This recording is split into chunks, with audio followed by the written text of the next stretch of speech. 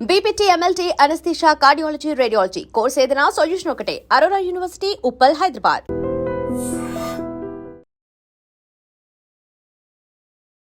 నమస్తే, welcome to I dream. నేను మీ anchor Pratyusha. ఈ రోజు మనతో పాటు మన స్టూడియోలో సీనియర్ ఆక్యుపంక్చరిస్ట్ హీలర్ జనార్దనాచారి గారు మనతో పాటు ఉన్నారు. సో సార్తో మాట్లాడదాం, చాలా విషయాలు తెలుసుకుందాం. నమస్తే సార్. నమస్తే అమ్మా.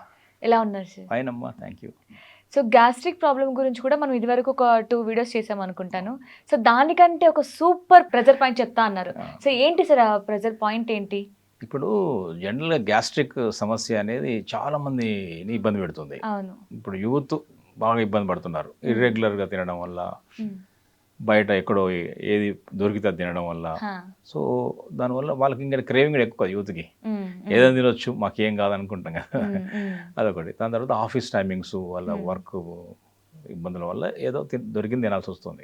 అన్ టైం కూడా రోజు ఒక టైం ఉండదు, ఏ టైం పడితే ఆ టైం ఉంటుంది, ఇర్రెగ్యులారిటీ. సో అందువల్ల ఏంటంటే గ్యాస్ట్రిక్ సమస్య అనేది సహజంగానే యూత్లో బాగా కనిపిస్తుంది. పిల్లల్లో కనిపించే సమస్య వేరు, వృద్ధుల్లో కనిపించే సమస్యలు వేరు. బట్ యూత్లో గ్యాస్ట్రిక్, ఈ ఇండైజెషన్. సో దానికి ఏంటంటే ఈ బ్లోటింగు, అరగకపోవడము, గ్యాస్ ఫామ్ కావడము, పైనుంచి కింద నుంచి గ్యాసెస్ ఇబ్బంది పెట్టడము, ఒక్కోసారి చెస్ట్ బర్నింగ్, పొట్ట మంటలు, పైకి యాసిడ్ రిఫ్లెక్స్ లాగా రావడం, ఇవన్నీ చాలా చాలా చాలా ఇబ్బందులు వస్తున్నాయి. ఏ సమస్య అయినా సరే సింగిల్ పాయింట్, అంటే సింహం సింగిల్గా వస్తుంది కదా, అట్లా మనం ఒక పాయింట్ చెబుదాము. మాస్టర్ మీకు ఒకసారి అన్నాను కూడా, మంచి పాయింట్ మీరు అడిగారు, ఇవాళ చెప్దాం. పైగా ఇంకోటి ఏంటంటే ఈ సీజన్లో కొంత డైజెషన్ తగ్గుతుంది. ఈ రైనీ సీజన్లో, వింటర్ సీజన్లో కొంచెం వాతావరణం చల్లగా ఉన్నప్పుడు బాడీ కూడా మందకొడిగా ఉంటుంది. సమ్మర్లో ఉన్నంత యాక్టివ్గా ఉండదు. సో డైజెషన్ కూడా అంతే తగ్గుతుంది. కాబట్టి మనం ఈ టైంలో ఈ పాయింట్ చెప్పినట్టయితే చాలా చాలా హెల్ప్ అవుతుంది. అదేంటంటే master commanding point for entire digestive system. ఎవరు వెతికినా, ఎక్కడ వెతికినా అంతకంటే ఇంకా సూపర్ రిలేటివ్ పాయింట్ దొరకదు. అదేంటంటే ST36, స్టమక్ మెరిడియన్లో 36 అనే పాయింట్.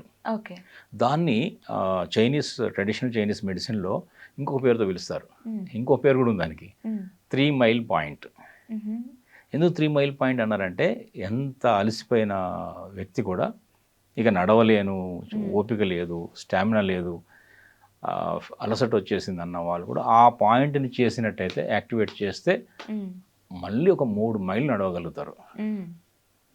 సో అంటే అంత పవర్ఫుల్ పాయింట్, దాన్ని 3 మైల్ పాయింట్ అని కూడా అంటారు.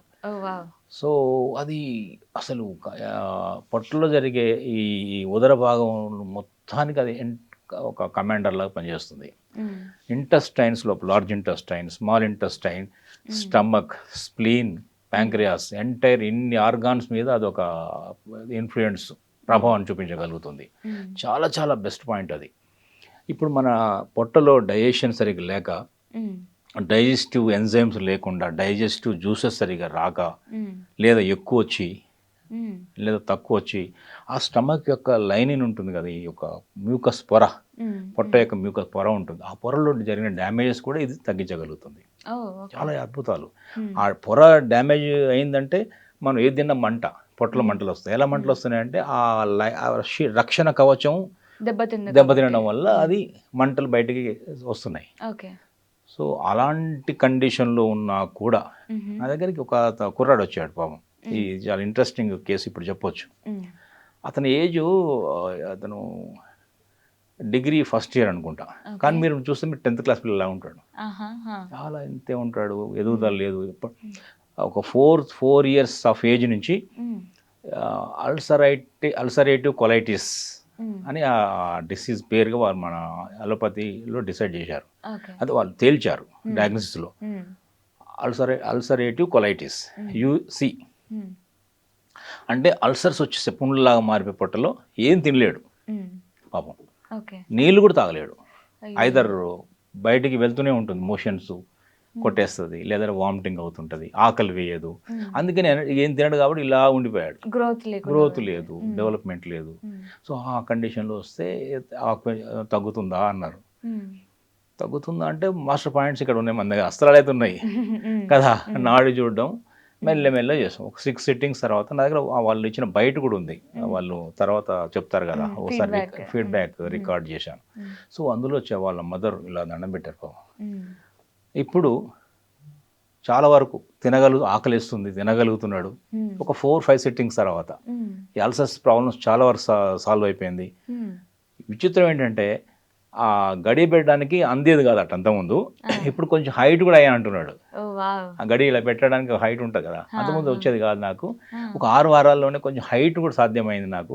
అంటే ఇదంతా ఎప్పుడైతే ఆహారం అందుతుందో, ఎనర్జీ అందుతుందో, ఎండిపోయిన పొలాలు ఇలా మళ్ళీ చిగురిస్తాయి కదా చేలు, అట్లా పాపం జరిగింది ఆ కుర్రాడికి. అది చాలా, నాకు కూడా చాలా హ్యాపీ.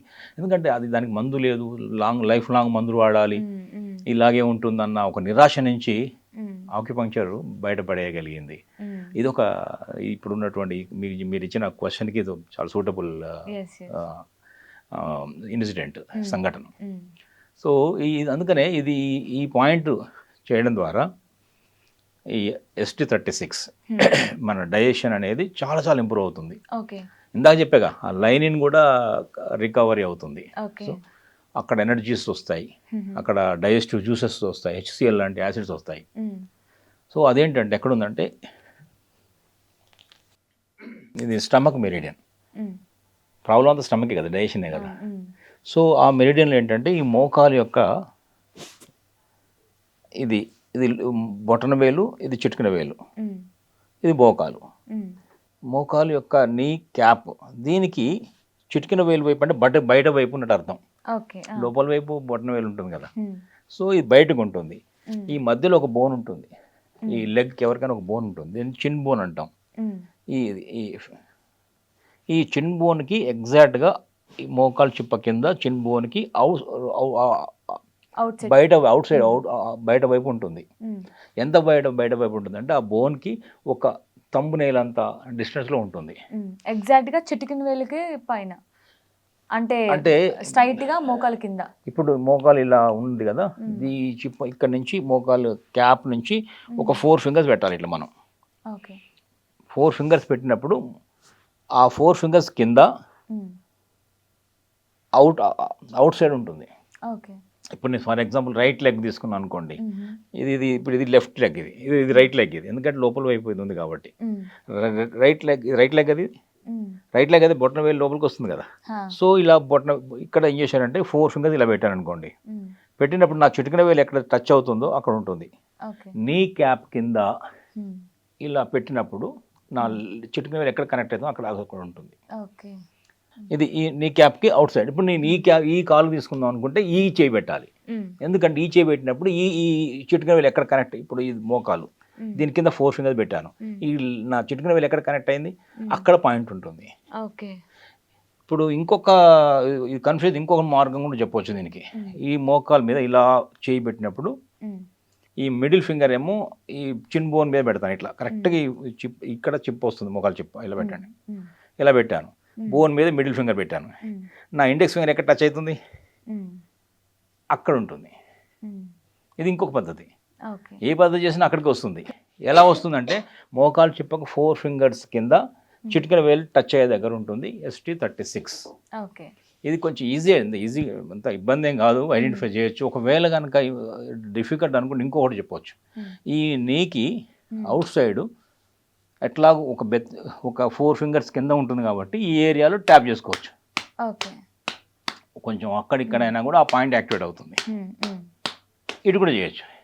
ఎగ్జాక్ట్గా పాయింట్ తెలియకపోతే మనం ఇలా ట్యాప్ చేసుకోవచ్చు.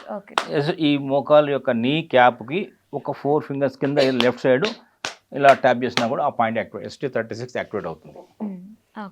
సో ఇది చేయడం ద్వారా ఇంటెస్టైన్స్లో ఉన్నటువంటి ఇండైజెషన్ సంబంధించిన స్టమక్ సంబంధించిన సమస్యలన్నీ కూడా పరిష్కారం అవుతాయి. ఎనర్జీ వస్తుంది, ఫ్యాటిక్ కూడా తగ్గుతుంది.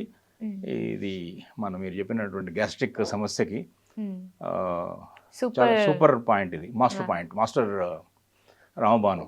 ఇంకొకటి ఏం చేయాలంటే దీనికి మనం డైజెషన్ బాగుండాలంటే టైం తినడం ముఖ్యం. మంచి నీళ్లు తాగాలి. ఎప్పుడు నేను మాట చెప్తుంటాను, నమిలి తినడం.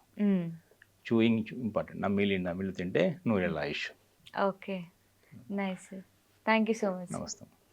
And for more videos, Please subscribe to iDream channel. Subscribe to iDream Media. Please subscribe to iDream. Please subscribe to iDream. Please subscribe iDream. And please subscribe to iDream. For more videos, subscribe to iDream.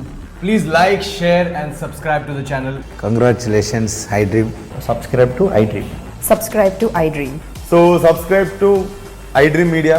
iDream ki iDream team andarki huge congratulations. Please subscribe iDream Media. Please subscribe to iDream. Subscribe iDream. Please subscribe to iDream.